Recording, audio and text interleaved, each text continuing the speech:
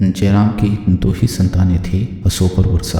कुछ साल पहले जयराम की मृत्यु हो चुकी थी। माँ चंदा देवी ने उन दोनों को तकलीफें सहकर बड़ा किया था। आर्थिक स्थिति ठीक न होने के कारण अशोक और वर्षा ज़्यादा पढ़ लिख नहीं सके थे। अशोक 10वीं कक्षा छोड़कर नौकरी करने लगा था, जबकि वर्षा 10वीं कक्षा पास करने के बाद माँ के घरेलू काम में हाथ बढ़ाने लगी थी। 20 वर्षीय वर्षा गोरी चिट्टी छरहरी काया की युवती थी। नैनक्स भी तीखे थे। सबसे खूबसूरत थी उसकी आंखें, खुमार भरी गहरी आंखें। उसकी आंखों में ऐसी कशिश थी जो उनमें देखे सुख हो जाए। एक दिन वर्षा अपने भाई अशोक को लंच देने दुकान पर आई। वीरेंद्र की नज़रें वर्षा की नज़रों से मिली तो वह उनमें मनो डूब सा गया। जी में आया उन्हीं खुमारी भरी आंखों की अथाह गहराइयों में पूरी उम्र डूबा रहे। खुद भी उबरना चाहे तो उबर न सके। कुछ पल के लिए आंखों से आंखें मिली थी, लेकिन उन्हीं लम्हों में वीरेंद्र वर्षा की आंखों पर फिदा हो गया। इसके बाद वर्षा की आंखें उसकी सोच की धुरी बन गई थी। उस दिन के बाद वीरेंद्र को वर्षा के आने का इंतजार रहने लगा। हालांकि अशोक से बोलचाल पहले से थी, लेकिन वर्षा तक पहुंच बनाने के लिए उसने उससे संबंध प्रांगण बना लिए। इन्हीं संबंधों की आड़ में उसने वर्षा से परिचय भी कर लिया। वर्षा से परिचय हुआ तो बेईमान कर देने वाली उसकी नजरें वीरेंद्र का दिल तड़पाने लगी। अब वीरेंद्र को इंतजार था उस पल का जब वर्षा अकेले में मिले और वह उससे अपने दिल की बात कह सके। किस्मत ने एक रोज उसे ये मौका मुहैया करा दिया। उस रोज वर्षा भाई को खाना खिलाकर जाने लगी तो ताक में बैठा वीरेंद्र उसके पीछे चल पड़ा। तेज कदमों से वो वर्षा के बराबर में पहुंचा। वर्षा ने सिर घुमाकर वीरेंद्र को देखा और मुस्कुराने लगी। वीरेंद्र बोला, मुझे तुमसे एक जरूरी बात कहनी है। वर्षा के कदम पहले की तरह बढ़ते रहे। बोलो, मुझे जो कहना है सड़क चलते नहीं कह सकता। सहसा वीरेंद्र की नज़र कुछ दूर स्थित पार्क पर पड़ी। चलो वहाँ पार्क में बैठकर सुकून से बात हो जाएगी। चलो वर्षा मुस्कुराई, तुम्हारी बात सुन लेती हूँ। वे दोनों पार्क में जाकर बैठ गए। उसके बाद वर्षा वीरेंद्र से मुखाबित हुई। अब बोलो, क्या कहना है। वीरेंद्र के पास भूमिका बनाने का समय नहीं था, अतः उसने सीधे तौर पर अपनी बात कह दी। तुम्हारी आंखें बहुत हसीन है। वर्षा की मुस्कुराहट गाढ़ी हो गई। और मैं, जिसकी आंखें इतनी हसीन है, कहने की जरूरत ही नहीं वह कितनी हसीन होगी। वर्षा ने उसे गहरी नजरों से देखा। तो मेरे हुस्न की तारीफ करने के लिए यहाँ लेकर आए हो या कुछ और कहना है। वीरेंद्र ने महसूस किया कि वर्षा प्यार का सिलसिला शुरू करने के लिए उकसा रही है, अतः उसके दिल की बात जुबान से बयां हो गई। तुम मुझे बहुत अच्छी लगती हो, मुझे तुमसे प्यार हो गया है। कुछ देर तक वर्षा उसकी आंखों में देखती रही, फिर आहिस्ता से बोली, प्यार ही तो ऐसी चीज है जिस पर दुनिया का कोई कानून लागू नहीं होता। न इसे दबाया जा सकता है, न छिपाया जा सकता है, लेकिन प्यार के कुछ तगाजे भी होते हैं। वीरेंद्र ने धड़कते दिल से पूछा, कैसे तगाजे। वफा, ईमानदारी और जिंदगी भर साथ निभाने का जज्बा। वीरेंद्र समझ गया कि वर्षा कहना चाहती है कि वह उसका प्यार तो कबूल कर सकती है, मगर शर्त यह है कि उसे शादी करनी हो। उस वक्त वीरेंद्र के सिर पर वर्षा को पाने का जुनून था, सो उसने कह दिया, मैं टाइम पास करने के लिए तुम्हारी तरफ प्यार का हाथ नहीं बढ़ा रहा हूँ, बल्कि संजीदा हूँ। मैं तुमसे शादी करके वफा और ईमानदारी से साथ निभाऊंगा। दरअसल वर्षा अपनी माँ की मजबूरियाँ जानती थी। चंदा देवी ने बहुत तकलीफें उठाकर पति का इलाज कराया था। इलाज में उस पर जो कर्जा चढ़ गया था, उसकी भरपाई होने में बरसों लग जाने थे।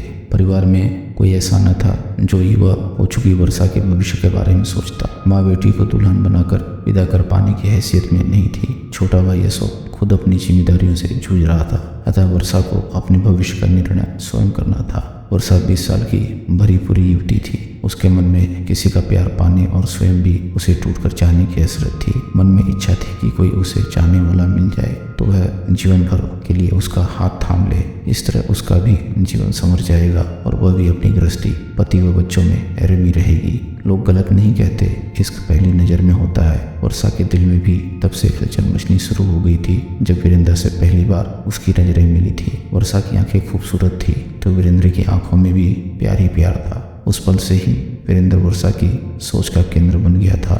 वर्षा ने जितना सोचा उतना ही उसकी ओर आकर्षित होती गई। वर्षा का मानना था कि वीरेंद्र अच्छा और सच्चा आशिक साबित हो सकता है। उसके साथ जिंदगी मजे से गुजर जाएगी। वर्षा ने यह भी निर्णय लिया कि जब भी कभी वीरेंद्र प्यार का इजहार करेगा तो वह मोहब्बत का इकरार कर लेगी। उम्मीद के मुताबिक उस दिन वीरेंद्र ने अपनी चाहत जाहिर की तो वर्षा ने उसका प्यार कबूल कर लिया। उस दिन से वर्षा और वीरेंद्र का रोमांस शुरू हो गया। वर्षा के प्रेम की जानकारी उसकी माँ चंदा देवी और भाई अशोक को भी हो गई थी। क्योंकि वर्षा और वीरेंद्र शादी करना चाहते थे सो उन दोनों ने उनके प्यार पर ऐतराज नहीं किया। एक प्रकार से वर्षा को माँ और भाई का मुक्त समर्थन मिल गया था। दूसरी ओर वर्षा वीरेंद्र के जितना करीब आ रही थी उतना ही उसे लग रहा था कि अभी वह वीरेंद्र को ठीक से समझ नहीं पाई, अभी उसे और समझना बाकी है। अतः वीरेंद्र को समझने के लिए वर्षा ने उनके साथ लिव इन रिलेशनशिप में रहने का मन बना लिया। सोचा वीरेंद्र उसकी अपेक्षाओं के अनुरूप साबित हुआ तो वह उससे शादी कर लेगी। कसौटी पर खरा न उतरा तो दोनों अपने रास्ते अलग कर लेंगे। वर्षा को लिव इन रिलेशनशिप में भी दोहरा लाभ नजर आ रहा था। पहला लाभ की है कि वीरेंद्र को ठीक से समझ लेगी। दूसरा लाभ यह कि अपनी जवानी को घूम नहीं लगाना पड़ेगा। वीरेंद्र उसकी देह का सुकून होगा तो वह भी वीरेंद्र के जिस्म से आनंद पाएगी। एक रोज जब वर्षा और वीरेंद्र का आमना सामना हुआ और बातचीत का सिलसिला जुड़ा तो वीरेंद्र ने जल्द शादी करने का प्रस्ताव रखा। इस पर वर्षा बोली, मुझे शादी की जल्दी नहीं है बल्कि हमें अभी एक दूसरे को समझने की जरूरत है। 6 महीने से हमारा रोमांस चल रहा है। वीरेंद्र के शब्दों में हैरानी थी, और अब तक तुम मुझे समझ नहीं पाई। समझी तो हूँ लेकिन उतना नहीं जितना जीवन भर साथ रहने के लिए समझना चाहिए। पूरी तरह समझने में कितना वक्त लगेगा? वीरेंद्र ने उदास मन से पूछा। कुछ देर गहरी सोच में डूबे रहने के बाद वर्षा ने जवाब दिया, शायद 6 महीने और इस दौरान मेरा क्या होगा? वीरेंद्र ने पूछा। वर्षा के मुंह पर मुस्कान आई, तुम्हारे साथ मैं ही रहूंगी। वीरेंद्र के सिर पर हैरत का पहाड़ टूट पड़ा। वीरेंद्र, बिना ब्याहे मेरे साथ रहूंगी, इसमें बुरा क्या है? वर्षा मुस्कुराई। नए जमाने के साथ लोगों की सोच और जिंदगी के तरीके भी बदलते रहते हैं। शहरों कस्बों में बहुत सारे लोग लिव इन रिलेशनशिप में रह रहे हैं, हम भी रह लेंगे। यानी कि बिना शादी किए ही तुम मेरे घर रहोगी? वर्षा ने वीरेंद्र की ही टोन में जवाब दिया।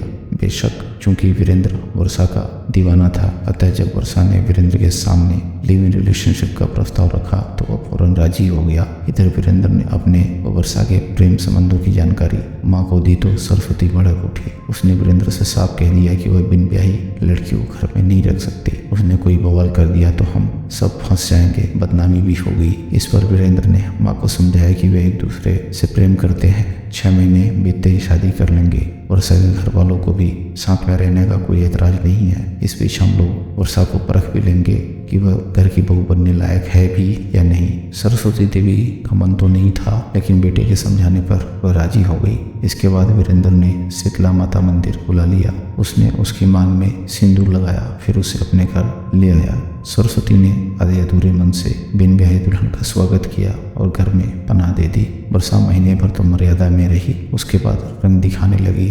वह न तो घर का काम करती और न ही खाना बनाती। सरस्वती देवी उससे कुछ कहती तो वह उसे खरी खोटी सुना देती। देवर अनिल के साथ भी वह दुर्व्यवहार करती। पति वीरेंद्र को भी उसने अंगुलियों पर नचाना शुरू कर दिया था। वर्षा मनमानी करने लगी तो घर में कलह होने लगा। कलह का पहला कारण यह था कि वर्षा को संयुक्त परिवार पसंद नहीं था और सास देवर के साथ नहीं रहना चाहती थी। कलह का दूसरा कारण उसकी स्वच्छंदता थी, जबकि सरस्वती देवी चाहती थी कि वर्षा मर्यादा में रहे। उधर वर्षा को घर की 4 दीवारी कतई पसंद न थी, वह स्वच्छंद विचरण चाहती थी। तीसरा अहम कारण पति का वेतन था। वर्षा चाहती थी कि वीरेंद्र जो कमाए वह उसके हाथ पर रखे, जबकि वीरेंद्र अपना आधा वेतन माँ को दे देता था। इस बात पर वह झगड़ा करती थी। सरस्वती देवी खाना तैयार करने विद्यालय छात्रावास चली गई। अनिल व वीरेंद्र भी काम पर चले गए थे। घर में वर्षा थी। शाम 5 बजे वीरेंद्र घर आ गया। आते ही वर्षा ने वीरेंद्र से वेतन के संबंध में पूछा। वीरेंद्र ने बताया कि उसे वेतन तो मिल गया है लेकिन उसे पैसा माँ को देना है, क्योंकि दीपावली का त्यौहार नजदीक आ रहा है और माँ को घर का सारा सामान लाना है। यह सुनते ही वर्षा गुस्से से बोली, शारीरिक सुख मेरे से उठाते हो और पैसा माँ के हाथ में दोगे, यह नहीं चलेगा। आज रात माँ के कमरे में ही जाकर सोना, समझे। वर्षा की बात सुनकर वीरेंद्र तिरमिला उठा। उसने गुस्से में वर्षा के गाल पर एक तमाचा जड़ दिया। वर्षा कम खाने वाली कहाँ थी, वह वीरेंद्र से भिड़ गई। इन दोनों में मारपीट होने लगी। इसी बीच वर्षा की निगाह सील बट्टे पर पड़ी। उसने सील का बट्टा उठाया और वीरेंद्र के सिर पर प्रहार कर दिया। बट्टे के प्रहार से वीरेंद्र का सिर फट गया और वह जमीन पर गिर पड़ा। इसके बावजूद वर्षा का हाथ नहीं रुका। उसने उसके सिर पर व चेहरे पर कई वार किए, जिससे वीरेंद्र की मौत हो गई। कथित पति की हत्या करने के बाद वर्षा ने घर पर ताला लगाया और फरार हो गई। दोस्तों अगर आपको कहानी पसंद आ रही हो तो वीडियो को लाइक करें और चैनल को सब्सक्राइब करें। हम ऐसी मज़ेदार कहानियाँ आपके लिए लाते रहेंगे।